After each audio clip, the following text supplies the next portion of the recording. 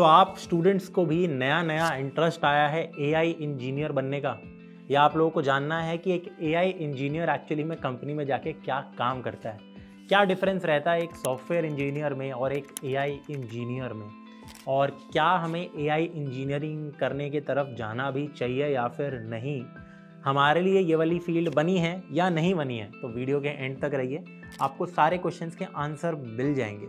अगर आपको एक शॉर्ट आंसर चाहिए, वैसे तो अगर मैं आपको शॉर्ट आंसर बताऊंगा आप वीडियो देख के चले जाओगे शायद, जिससे हम लोगों का वॉच टाइम कम हो जाएगा, but that is okay. Video आप एंड तक देख सकते हो, मैं आपको एक शॉर्ट आंसर दे देता हूँ। अगर आप मैथमेटिक्स में अच्छी खासी गहरी मैथमेटिक्स में इंटरेस्टेड नहीं हो तो शायद ये फील्ड आपके लिए नहीं है। As simple as that. अब वीडियो को एक बार स्टार्ट करते हैं।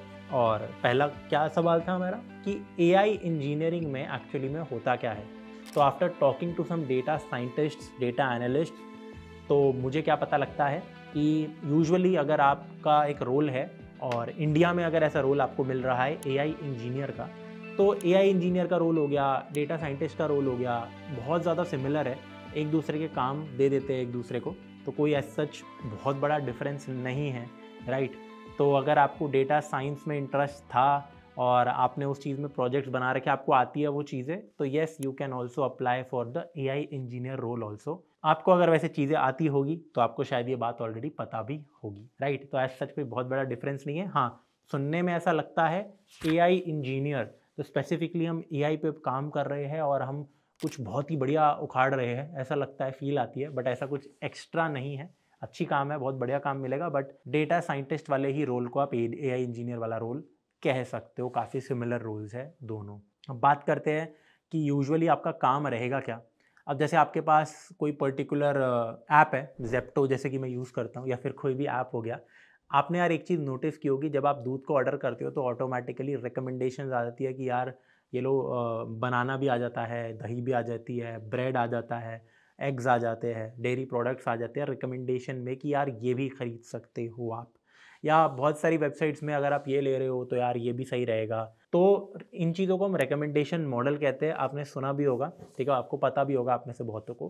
तो यही काम रहता है कि होता क्या है कि बहुत सालों का जो डेटा कलेक्टेड रहता है किसी पर्टिकुलर वेबसाइट के साथ पास, तो एक चीज़ तो होती है कि यार ह्यूमन का जनरल बिहेवियर कंपनीज को पता होता है कि अगर वो ये लेगा तो शायद ये भी ले सकता है, तो इस चीज़ को हम इंटीग्रेट कर देते हैं अपनी इन ऐप्स के अंदर ताकि वो उसको भी शो करे। बट एक चीज़ होती है कि जब इंसान का एक रेपिटेटिव बिहेवियर देखते हैं, ठीक है, कंपनीज, तो वो किसके थ्रू करेगी, एक एआई मॉडल के थ्रू करेगी वो, राइट। उस बिहेवियर को देख के उसको अप्रोप्रिएट सजेशंस मिल सकती है। तो ये तो मैं आपको एक काम बता रहा हूँ, ऐसे बहुत सारे काम होते हैं यार जो कि किए जा सकते हैं कुछ टास्क को ऑटोमेट करने के लिए या फास्ट बनाने के लिए, या फिर कम मेहनत में ज़्यादा काम करने की कोई ऐसी चीज़ बना दो, ठीक है, जिससे एफर्ट्स कम लगे किसी इंजीनियर के। तो बहुत सही चीज़ें रहती है, एआई के मॉड्यूल्स इंटीग्रेट किए जाते हैं पहले से बने हुए एप्लीकेशंस के अंदर, ठीक है। ये वाला मोटा मोटा काम रहता है कि एआई इंजीनियर का। अब बात करते हैं, मैंने थोड़ा बहुत आपको बता दिया है कि काम क्या है, काम क्या नहीं है। प्रॉब्लम्स के ऊपर बात करते हैं क्योंकि वो बहुत सारी है। क्या कोई भी इंसान मुंह उठा के ऐसे एआई इंजीनियर बन सकता है मेहनत करके? आई मीन एक साल पढ़े कोई भी आदमी? तो यार द आंसर इज़ नो। होता क्या है कि यूजुअली सबसे पहली बात तो अगर आपने एक डेटा साइंस का कोर्स ले लिया है बढ़िया सा, आप उससे पढ़ भी रहे हो या फिर आप खुद से पढ़ रहे हो, आप अच्छे अच्छे काम कर रहे हो, ठीक है, आपने सारी मेहनत कर भी ली, तो it is very very difficult to get entry level role, जो कि रोल होगा एआई इंजीनियर का या फिर एक डेटा साइंटिस्ट का। एंट्री लेवल की बात कर रहा हूँ, ठीक है। आप अगर किसी को जानते हो जो कि एक डेटा साइंटिस्ट है, तो बहुत ही हाईली अनलाइकली चांस होगा कि यार वो मतलब जस्ट अभी कैंपस से निकला और बन गया डेटा साइंटिस्ट, या फिर वो भी एक फ्रेशर था, राइट। तो दिस इज़ टफ। यूजुअली क्या होता है, आप दूसरे रोल से प्रोग्रेस करते हो देन इस काइंड ऑफ रोल में आते हो। That is kind of the reality आज के टाइम पे एटलीस्ट। तो पहले दिक्कत तो ये है कि you need to be ultimately highly skillful, ठीक है, तब जाके आपको ये वाले रोल्स मिल पाते हैं, राइट। दूसरी चीज़ लर्निंग का जो प्रोसेस है इसके बीच में, तो बहुत सारे स्टूडेंट्स आते हैं जब भी वो डेटा साइंस का कोर्स लेते हैं, तो ऑफ कोर्स बेसिक स्टार्ट होगा। सबसे पहले आप पाइथन वाइथन पढ़ते हो, तो पाइथन बेसिक प्रोग्रामिंग पढ़ने में तो किसी को तकलीफ़ नहीं होती, आसान लगता है बहुत। उसके बाद भी यार जो बेसिक कुछ चीज़ें चल रही होती है जैसे कि एक्सेल और ये सब चीज़ें, वैसे तो ये डेटा एनालिटिक्स में होता है बट इन सब में भी आना तो चाहिए। तो लोग समझते हैं कि यार ये हो जाएगा, हाँ ठीक है हमने ये कर लिया, बेसिक टूल समझ लिए। बट बात आती है ना यार फिर एक्चुअल थ्योरी की, ठीक है, कौन एक बेहतरीन एआई इंजीनियर बन जाता है या फिर डेटा साइंटिस्ट जिसको थ्योरेटिकल नॉलेज बहुत ज़्यादा अच्छी है। किसी भी आदमी से आप पूछोगे जो एक्चुअली में काम कर रहा है, तो वो ऐसे लोग होते हैं यार जिन्होंने बहुत सारे रिसर्च पेपर पढ़ रखे होते हैं। क्या रिसर्च पेपर्स पढ़ रखे होते हैं। अब आप खुद ही सोचो, क्या आप यार किताबें पढ़ते हो, ठीक है, क्या आपने कभी ऐसे किसी किताब में इंटरेस्ट लिया है, एआई के ऊपर कोई बुक होगी या कोई रिसर्च पेपर लिखा होगा, क्या आपने उस चीज़ में कभी भी इंटरेस्ट लिया है? बिल्कुल भी नहीं लिया होगा, ठीक है।